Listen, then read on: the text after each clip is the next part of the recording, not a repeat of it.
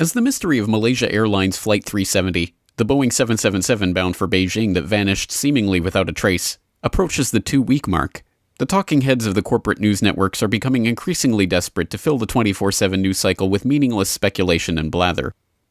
In their desperation, they have even turned to speculation on a subject long shunned as outlandish conspiracy theory by these very same networks: the possibility of remote control hijackings of commercial passenger jets. The latest theory is the flight could have fallen victim to the world's first cyber hijack. In an interview with the UK's Sunday Express, Dr. Sally Leversley, a former Home Office scientific advisor, said she believed malicious codes triggered by a mobile phone or a USB stick could have been able to override the aircraft's security system. This could then change the plane's speed, altitude and direction by sending radio signals to its flight management system. In April last year, Hugo Tesso, a security consultant, described how aircraft hacking was possible during a lecture at a computer hacking conference. The speculation is prompted in part by a report in the Federal Register last November noting that several models of 777, including the 777-200 model used for Flight 370, were susceptible to outside attack. Question mark headlines musing about the possibility of such a cyber hijacking serve to obscure or even deny a very important point. The first such cyber hijackings most likely took place over 12 years ago, on September 11, 2001, using technology that was tested, proven, and available long before that infamous date. Although unmanned aerial vehicles, or UAV, like the Global Hawk, Predator, and Reaper drones used in the US's illegal extrajudicial assassination program are thought of as cutting-edge military hardware, UAVs of various sorts have been used since August 22, 1849, when Austria launched 200 pilotless, bomb-filled balloons on the city of Venice. Development of UAVs continued with radio-controlled drones and pilotless torpedoes developed in World War I, the creation of the U.S. Air Force's pilotless aircraft branch in 1946, the deployment of military UAVs in the Vietnam War, Israel's development of the first drone with real-time surveillance capabilities in the Yom Kippur War, and U.S. use of the technology in Grenada before the birth of the modern era with the extensive deployment of Pioneer drones in the first Gulf War. When it comes to the remote control of civilian aircraft, President Bush stated in late September 2001 that he would devote federal funds to developing new technologies for combating the threat of hijacking, including remote control technology. And we will look at all kinds of technologies to make sure that our airlines are safe, and for example, including technology to enable controllers to take over distressed aircraft and land it by remote control.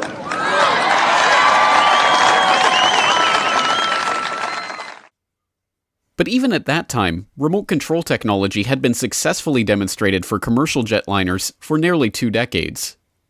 This is actual footage of a joint NASA-FAA experiment conducted in 1984 at Edwards Air Force Base, in which a Boeing 720 was remote controlled through multiple takeoffs and landings before being crashed in a controlled impact demonstration. In August of 2001, this technology was further demonstrated by Raytheon, which successfully took off and landed a Boeing 727 6 times at Holloman Air Force Base in New Mexico without a pilot on board. Raytheon also developed a sensor suite for the Air Force's Global Hawk drones, and Raytheon Network-Centric Systems has recently won multiple contracts to help develop advanced communication systems for the E-4B, the U.S. government's so-called doomsday plane that was spotted above the White House shortly before the strike on the Pentagon, and which has since been confirmed was one of 4 functioning doomsday planes operating in the skies on that day. It appeared overhead just before 10 a.m., a 4-engine jet banking slowly in the nation's most off-limits airspace, on the White House grounds and the rooftop, a nervous scramble. About 10 minutes ago, there was a white jet circling overhead. Now, you generally don't see planes in the area over the White House. That is restricted airspace. No reason to believe that this jet was there for any nefarious purposes, but the Secret Service was very concerned, pointing up at the jet in the sky. And still today, no one will offer an official explanation of what we saw. 2 government sources familiar with the incident tell CNN it was a military aircraft and say the details are classified.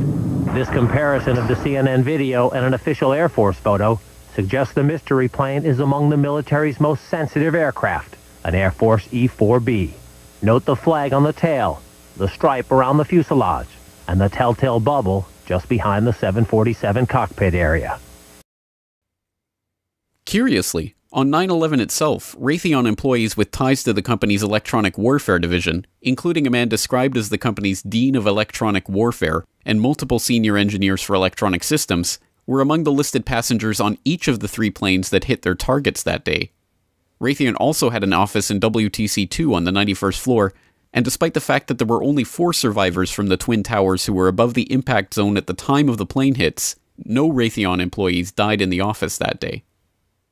Another curious connection presents itself in Dov Zakheim, the comptroller of the Bush Pentagon and, until taking over his Pentagon role in 2001, CEO of SPC International, a subsidiary of System Planning Corporation, which provides a so-called flight termination system for the U.S. military that the company boasts provides a fully redundant turnkey range safety and test system for remote control and flight termination of airborne test vehicles. As comptroller of the Pentagon, Zakheim was responsible for the trillions of dollars that could not be accounted for in the Pentagon's books at the time of 9/11, and which prompted Secretary of Defense Rumsfeld to declare a war on bureaucracy on September 10th, 2001. Pentagon, the day before 9/11, Secretary of Defense Donald Rumsfeld declared war, not on foreign terrorists. The adversary is closer to home.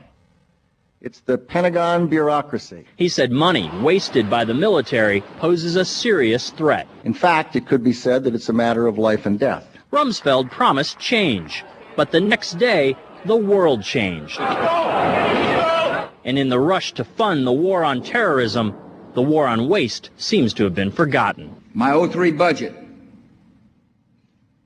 calls for more than $48 billion in new defense spending. More money for the Pentagon when its own auditors admit the military cannot account for 25% of what it already spends. According to some estimates, we cannot track $2.3 trillion in transactions. Flight 77 was supposedly piloted by Hani Hanjour, a flight school dropout who could not handle a Cessna 172, but somehow managed to steer a 757 in an 8,000-foot descending 270-degree corkscrew turn at 500 miles per hour to come exactly level with the ground. Neither experienced pilots nor aviation officials could believe that such a move could be pulled off with such precision at such high speeds by any but the most experienced pilot. Watching the flight on her radar screen, Dulles International Airport air traffic controller later remarked, "The speed, the maneuverability, the way that he turned, we all thought in the radar room, all of us experienced air traffic controllers, that was a military plane." By what we are expected to believe is a massive coincidence, the flight ended up hitting the Pentagon in the budget analyst office, where the DoD staffers overseen by Zakheim were working on the question of the missing trillions. This is a picture of the location of the victims of the Pentagon attack that was released as part of the prosecution exhibits at the trial of Zacarias Moussaoui. It depicts the offices that were destroyed in the attack, including the office of Resource Services Washington, a team of 65 civilian accountants, bookkeepers, and budget analysts, 34 of whom died on September 11th, 2001. As a Pittsburgh Post-Gazette article of December 20th, 2001 noted, Robert Jaworski, the director of the office, was faced with the task of choosing which of his colleagues' funerals he would attend because he could not physically attend them all. The office's role in processing information regarding the unaccounted for $2.3 trillion has never been established by outside researchers and, in fact, has never even been inquired into by professional journalists. An Arlington County after-action report on the rescue and cleanup response at the Pentagon, however, notes that, quote, "It was also the end of the fiscal year, and important budget information was in the damaged area." As 9/11 researcher Aidan Monahan told the Corbett Report in 2011, the remote control hypothesis also makes sense of various anomalies in the flight path of United 175 that hit World Trade Center 2.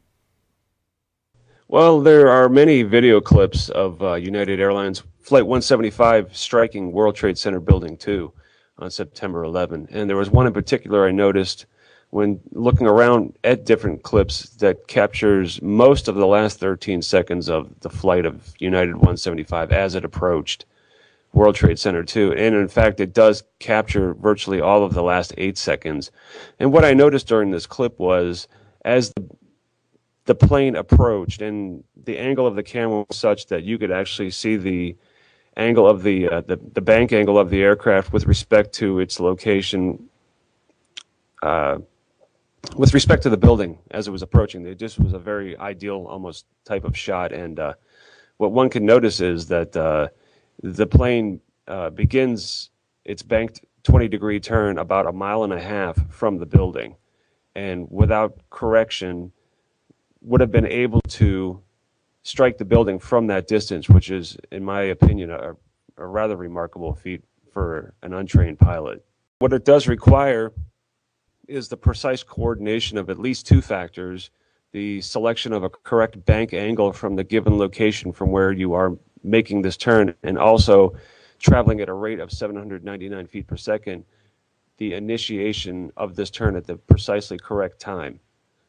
Because the turn that we observed, had it started rather a second sooner even or later than observed, means the plane misses the building by 799 feet necessarily. And in my view, possibly suggested the role of flight control computers or other avionics and autopilot systems, as opposed to the unproven allegation of hijacker pilots in control of these airplanes. As incredible as such a narrative is to the general public, that incredibility stems largely from the media's steadfast refusal to report on the proven technologies to accomplish such a cyber hijacking that have been available for well over a decade. Whether or not Flight 370 was the victim of such an attack, or something different altogether, remains to be seen. But the many pieces of the 9/11 puzzle pointing to the use of remote-controlled technologies to pilot the flights on that fateful day, from Raytheon's test flights of remote-controlled passenger jets, to Zakheim's involvement with a company responsible for remote-control flight termination systems, to the precision of United 175's bank angle and turn start time, to the presence of the E-4B doomsday planes in the skies that morning, provide a compelling counter-narrative to the tabloid press's claim that Flight 370 may be the first example of cyber hijacking. One other piece of that puzzle provides yet further credence to the claim of remote-control planes on 9/11. In a story so bizarre that it simply cannot be shoehorned into the official 9/11 story, and thus has been ignored, police officers stopped a strange van near their temporary command post next to the still smoldering Twin Towers while the chaos unfolded on the morning of 9/11. According to the official report of the Mineta Transportation Institute, there were continuing moments of alarm. A panel truck with a painting of a plane flying into the World Trade Center was stopped near the temporary command post. It proved to be rented to a group of ethnic Middle Eastern people who did not speak English. Fearing that it might be a truck bomb, the NYPD immediately evacuated the area, called out the bomb squad, and detained the occupants until a thorough search was made. The vehicle was found to be an innocent delivery truck. The plane got explosives on King and 6th Avenue. King on 6th Avenue, you say? We need the bomb squad. One of those remote-controlled planes filled with explosives. Five's the message about the remote-controlled plane. Jason Torres on the air. Central, clear the air for the message about the plane. Central, I got a message on that plane. It's a big truck with a mural painted of an airplane diving into New York City and exploding. I don't know what's in the truck. The truck is in between 6th and 7th on King Street. All right, 10-4, I'll send the issue in the bomb squad there for West King. No explanation of who these men were or why they had a picture of a remote-controlled jet flying into the World Trade Center painted on their delivery van on the morning of 9/11 have ever been provided, much less even asked for by the complacent, complicit mainstream media. If and when more details of the missing Malaysian Airlines flight do eventually surface, don't expect the media to do any better job answering questions about it, or connecting any of the 9/11 dots in what may very well have been the world's first cyber hijacking, nearly 13 years ago. This video is brought to you by the subscribers of BoilingFrogsPost.com. For more information on this and other topics, please go to BoilingFrogsPost.com. For more information and commentary from James Corbett, please go to CorbettReport.com.